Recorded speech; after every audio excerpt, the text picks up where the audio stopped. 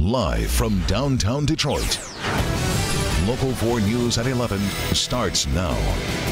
Rain down south is going to be our problem tomorrow. We'll look at the timing and how much we're going to end up with. Alfredo must go. Alfredo must go. Protesters calling for a school board member's job after controversial comments on social media. Tonight, why the district says it cannot stop him. He was a father, grandfather, great-grandfather.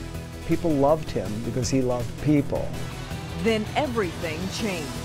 One day you're planning Thanksgiving dinner and the next day you're in the hospital on life support. Well, tonight the search is on for the driver who hit a 78-year-old man and left him for dead. Jim Ruby was crossing the street in Southfield when he was struck. Police are now releasing new surveillance video in the hopes that it'll lead them to the grandfather's killer. Jason Colthorpe is live with the story and an emotional interview with the family. Jason. Very much so, Kim. And what you see out here is a little bit misleading because if we had turned our lights off, you'd see that it is almost impossible to see the road out here, very poorly lit. And when it's dark and someone's crossing, which we've seen in a few cases, you can't see them as a driver. That night, Jim Ruby was at the mobile station on this side of Greenfield, getting his van fixed. He was going to cross and get a cup of coffee while he waited for his wife of 48 years, Gail, to come pick him up. But when she arrived, she only found flashing police lights. I was home and it was the night before Thanksgiving. I was planning on our festivities. That's when Rick Ruby got the call. It was his nephew Brian. His dad, Rick's brother, 78-year-old James, had been hit by a car. And this is the shocking thing because he's not someone to cross the street recklessly. He was almost across Greenfield when he was hit by a burgundy sedan. Surveillance video from that evening shows the car stop, the driver get out, look at Jim, and then drive off. Unquestionably, the driver knew because the driver stopped. Apparently, there were people at the bus stop that said, "Hey, stop, you've hit someone." Jim was rushed to the hospital with some busted ribs and a shoulder, but soon there was bleeding on his brain. The neurosurgeon said to me it was terminal. And a day after being on life support, or two, it was disconnected, the life support, and he passed away. James H. Ruby, the original Jimmy the Peddler. That's the business card thousands of people got over the years as Jim sold his tools on the streets of Metro Detroit. To use one of his phrases, Jim was good people. He loved his work. He loved people, really. The selling of the tools was a byproduct of his deep affection for making friends. So many friends and so much family who adored him. You know, of course, you're heartbroken that your brother, the father, the grandfather, great-grandfather is taken so abruptly. One day you're planning Thanksgiving dinner and the next day you're in the hospital on life support. But you have to go forward. And forward means finding the person behind the wheel of that car that hit Jimmy and left him to die. Let's talk about that person. Southfield police believe it was a woman who was driving that night. Again, it was dark, but witnesses believe she had black hair and was either Asian or Middle Eastern. They're saying, police asking, of course, if you know anything or saw anything from that night. It was about 6:40 in the evening, the night before Thanksgiving. Please call Southfield police with any information. We're in Southfield tonight. Jason Colthorpe, Local 4. Well, Jason, on to finding the vehicle. I guess there's a sense that it has some damage. There is some front-end damage, Devin, and again, it's a very weak description, a burgundy sedan, but look for the front-end damage. It also has a handicapped license plate, and at 6:40 in the evening, Greenfield here is very busy. They're hoping maybe this will ring a bell with someone who was in the area that night, and they can get some more information. Yeah, let's hope so. All right, Jason. Kim? Yeah. A longtime Roseville school board member, the target of a protest tonight for anti-Muslim posts on Facebook. Those controversial memes put the entire school board and superintendent in the hot seat. Mara McDonald is live in Roseville tonight, and Mara, protesters are calling for him to be fired. They sure are, Kimberly, and they got a really bad answer tonight, which is he's an elected official. You can't fire an elected official. You can't remove an elected official. The only way you do that is through a recall election. Alfredo must go. More than a dozen protesters showed up demanding the removal of this man, Alfredo Francesconi. He's the vice president of the Roseville School Board. And in between his posts on Facebook about how he loves being a grandpa, he's posted stuff like this for years. Not all Muslims are terrorists. I shouldn't even need to say that. But the fact that he is an elected official and they allow him to stay on the board, and by they I mean the president of the school board, Teresa Janae, and the superintendent, John Clement, have allowed him to stay on the board after multiple times that he has made these type of posts. He also had supporters out there who weren't fans of his comments, but defended his right to say it. What I am for is for freedom of speech. At what point do feelings trump someone's opinions? Protesters came inside for tonight's board meeting, and while 4 of them addressed the posts during the meeting, it was after the meeting where it got intense. You think you're fit to serve on this school board? Nothing to say. It's all you're going to hear, okay? I repeatedly asked him why he thought these posts were appropriate. He wouldn't answer and then left, leaving his board colleagues to take the heat with rapid-fire questions from protesters and the press for about half an hour. If you were a Muslim parent in this district and you saw this coming from a school board member, I would be upset. What do you as the rest of the board tell parents in this district? That is not what we do here in Roseville. Back here live, the superintendent adding to all of this that not only can they not remove him per their attorney, that he's not using school property like computers to post this, and he's doing it on his own time. Devin, Kimberly, back to you. I'm wondering, Mara, have they addressed his Facebook posts with him privately? They sure have, Kimberly. I mean, I asked the school board president, I said, you know, have you talked to him about this? And she said they have talked to him repeatedly about this. This isn't the first time that this has been an issue. And every time he says he's going to stop doing it and he doesn't mean to hurt people's feelings, and yet it persists. Yeah, and you have to wonder what kind of message it sends to the students there in the district. Okay, Mara, we appreciate it. Prosecutors say they are not giving up. They are planning to appeal a judge's ruling that dismissed the case against Mateen Cleaves. The former Michigan State basketball player was accused of sexually assaulting a woman at a motel, but a Flint judge said, according to the accuser's own words, there wasn't enough evidence to indicate any assault took place. I'm just happy, man, that, you know, I can walk away from here a free man and get ready to look forward to move forward. The prosecutor's office has 21 days to file their appeal, and they say they intend to do exactly that. Well, tomorrow, 6 more counties will begin the process of recounting presidential ballots. This includes Wayne, Macomb, and Washtenaw counties. Oakland County started the process today. The state recount requested by Green Party candidate Jill Stein is expected to take nearly a week. Tomorrow afternoon, the Michigan Court of Appeals will hear arguments on an appeal filed by state Republicans to stop the recount. President-elect Donald Trump is bringing his thank you tour to Michigan. He started it last Thursday in Ohio. He's planning to visit several critical swing states that he turned red, and so he will be in Grand Rapids on Friday night. Michigan drivers know it doesn't take much to cause a mess on our wintry roads, but these drivers could have used a lesson or two. See where this messy pileup happened. Also, she thought it was funny. Police, not so much. You'll see why this teenager is facing animal cruelty charges and how police found out about it just ahead. Here's Ben. Devin, we'll get out of the door dry tomorrow morning. Temperatures will be in the 30s. Clouds will be on the increase, but that rain just around the corner. We'll look at that next. iPads, cell phones, TV. Children are constantly drawn to devices these days. But what are you doing while they're using them? Coming up, see what local researchers discovered about parents, kids, and all that technology. iPads, cell phones, TV. Children are constantly drawn to devices these days. But what are you doing while they're using them? In 54% of the recordings, we heard no mother-child interaction. Well, today's parents often have a love-hate relationship with technology, loving the instant entertainment it can offer, hating the way kids turn into zombies as soon as it's turned on. But are parents part of the problem? Dr. Frank McGeorge here with an eye-opening new study. Frank?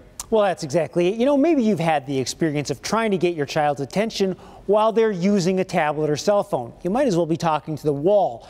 But it's not just teenagers that are using these devices. In fact, a recent study looked at what happens when in the home, younger children are spending screen time. Call it the tablet trance. I can literally come in the door from work if they're downstairs and, hi guys, not a word. Rihanna and Demetrius Orr of East Point keep a close eye on the screen time of their 3 children, but when sons Ahmad and Amir are using their tablets, getting their attention is tough. And I literally find myself saying, they didn't hear you. It's interactions like this that interest researcher Dr. Sarah Domoff. She's co-author of a study by the University of Michigan that measures the level of interaction between children ages 3 to 5 and mothers during screen time. 44 families wore recording devices at home. We could listen to the recordings when children were watching different types of media and really hear what they're exposed to and, importantly, what their mothers are talking to them about. The results? One of our main findings is that mothers of children in these homes were not speaking to their children about the media content that they were watching. In 54% of the recordings, there was no mother-child interaction when media was being used. We did have 33% where there were brief comments back and forth about what the children were watching, but for the majority of the time, children were not communicating with their mothers. Some recordings highlighted a missed opportunity for parents. When the child tried to get the parent's attention or tried to talk about the content, but there was no response. Only 13% of the recordings captured what researchers call active mediation. Active mediation, an example would be a parent explaining the purpose of a commercial to the child, or saying, you know, I wonder how that character feels when that other character treats them that way. So it's really kind of processing the content and helping the child think about what's happening and even highlighting values that are important to the family. Active mediation has been found to help reduce the impact of advertising and other media influences on children. But Domoff admits that's difficult for parents using technology as an electronic babysitter of sorts. It's just really challenging to be present while your child's watching television or using different types of media when you have other things going on, trying to take care of household tasks or deal with other siblings. The study also found differences based on the mother's level of education. Children of mothers with graduate degrees tended to watch more educational program, had less screen time overall, and had more parent interaction when they did use devices. Domoff urges all parents to think about the quality of screen time, not just the quantity. Parents have a powerful role in protecting children from certain messages in the media, and I think that's a really positive message. Oh. The Orr family agrees. I think the interaction is important, but that's how I was raised. I spent a ton of time with my parents, and we spent a ton of time with them. And I do want them to have the ability to work the technology, to understand the technology, but you don't have to live on it all day to do that. Sarah Domoff is now an assistant professor at Central Michigan University, and she says the next step for the research is to record the interactions of fathers, siblings, and other caregivers to ultimately use the information to make better recommendations to families about how to use all this technology. And it is a lot of technology. So you introduced us to the Dorr family. Mm-hmm. We're going to hear more from them coming up tomorrow at 5 o'clock, right? That's exactly, you know, as is often the case, you go to do one story and you find out there's another story. In this process, we found out the Orr family not only monitors screen time closely, they actually don't allow their children to watch TV during the school week. So tomorrow at 5, we're going to show you how they make that work and what inspired them to make that decision. Come on, a couple newscasts a day is all we ask. We'll have more coming up then tomorrow. All right, Doc. Here's a look at what Hank Winchester is working on for tomorrow night. My wheel was falling out. You can see the joy and you can feel the excitement. We folded it and put tape at the bottom. Students at our Help Me Hank adopted school, Thurgood Marshall, getting to experience something not offered to children here before. It makes me feel that I know that out there someone cares for my children and for me too. Corporate leaders donating their time, money, and energy, creating a memory these kids will never forget. Get them excited about learning something, like that's very, very cool for me personally. Come with me inside this special school. You will be inspired. Tomorrow at 11. All right, Hank. Back to screen time for a minute. Ben Bailey figures if he hadn't spent so much time in front of the TV as a child, You'd be doing something worthwhile with your life today instead of this. Instead of wearing makeup and talking for a living, yeah. Well, you have to realize, too, that was before reality TV and that's all true. the raunchy stuff that's on. That's right. Yeah. So it was there was good no iPad TV. at the time. But who knows? Those kids may turn out to be the next Bill Gates, you know? Exactly right. So there's probably some good stuff there. Maybe. Let's go talk about the weather. It's in the 20s out there right now with those temperatures crashing as the clouds have cleared out. In fact, Metro Airport's 31 is the warmest temperature that we've got, matching what's up there in Sandusky. But everybody is below freezing right now.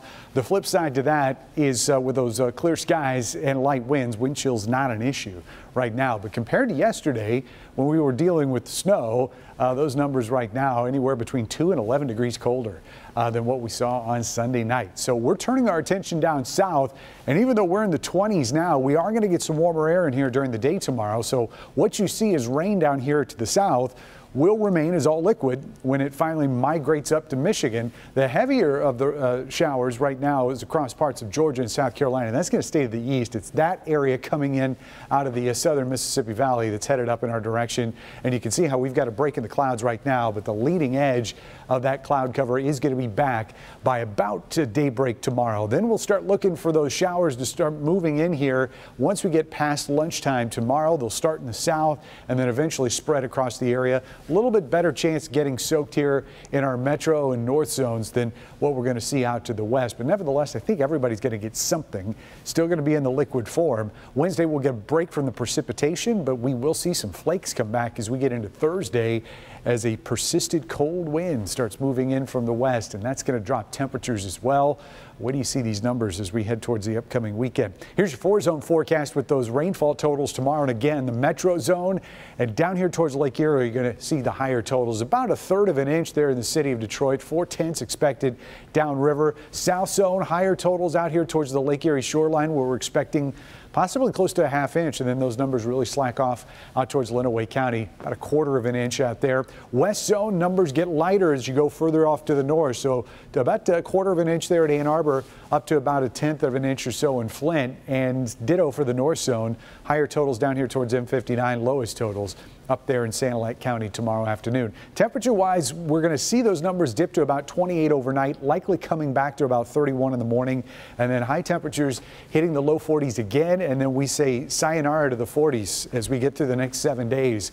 30s for highs all the way through Monday of next week. Thursday through Saturday don't even break the freezing mark, and those morning lows on Saturday, teens for everybody. Ooh. It is going to be a chilly 7 days ahead of us. Snap back from all the nice warm weather in November. Yeah, but you know, it's the holiday season, and speaking of that, let's look at the holiday lights coming in from Leverett Street down in Corktown. Look at that. Beautiful. Yeah, and all different colors as well. We'll be showing those impressive displays all the way through Christmas, so if you've got one. And a ballerina. I love that. Nice. Didn't expect to see that, but it is cool. We want to see your pictures too. Share them with us on the community page of Click on Detroit. I want to see these electric bills. Yeah. They're nice, though. All right, Ben, thank you. Last week, we told you about the Canadian town punishing drunk drivers with Nickelback. They've had a change of heart, apparently. Why they decided to end the plan before it even got started in a minute. We'll have that coming up. But first, cruelty on camera. A teen arrested for what she did to a pet cat. We'll have that next.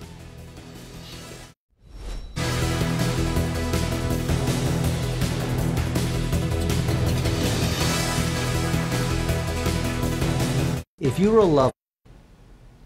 A teenage girl is in trouble with police tonight for animal cruelty and putting the act on social media. 19-year-old girl from New Jersey took a cat and threw it off a third-story balcony.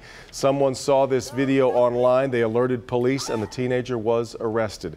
As for the cat, I'm happy to report it survived the fall, but it is now receiving veterinary care. Goodness.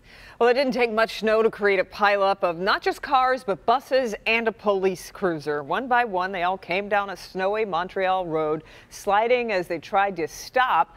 First, a group of cars collided, followed by that city bus that you see there. Then a pickup truck slams into the back of the bus. Another city bus and a cop car followed suit. A truck spreading salt tried to help, but it crashed as well. Even as vehicles slammed into one another, nobody was hurt. Remember when we told you about the police department in Canada, on Prince Edward Island? They had threatened to use Nickelback as a punishment for drunk drivers on their ride to jail. The band called the police department upset with the Facebook post, so they have posted a new message, and in it, the police officer came up with the idea, has apologized. He says he didn't mean to... It was Bernie. He says he didn't mean to offend Nickelback or for the message, more importantly, of don't drink and drive, to get lost. And that, I imagine, it kind of did. So polite. The Detroit Lions having a pretty darn good season right now. They know what it's like to go winless as well, and that is where the Cleveland Browns are That's right. now. It was 2008, right, when it was a winless season, so we're familiar with this. The Cleveland Browns, they're 0-12 right now, and that has one TV personality going on strike. The meteorologist for a station in Cleveland, his name's Scott Sable, he's refusing to shave his beard until the Browns win. He looks like... I don't know what he looks like. Yeah. They haven't won all season, and the way things are going, and there's a chance he might not ever shave again. At this point. I was thinking like he looks like the guy on Rudolph the Red-Nosed Reindeer. What's his Yukon name? Cornelius. That's what he looks like. Yes. Wow. Nice. Deep pull. I am sorry, I know that. No, I'm actually proud of that. Yes. We're going to get you a Nickelback album just for that.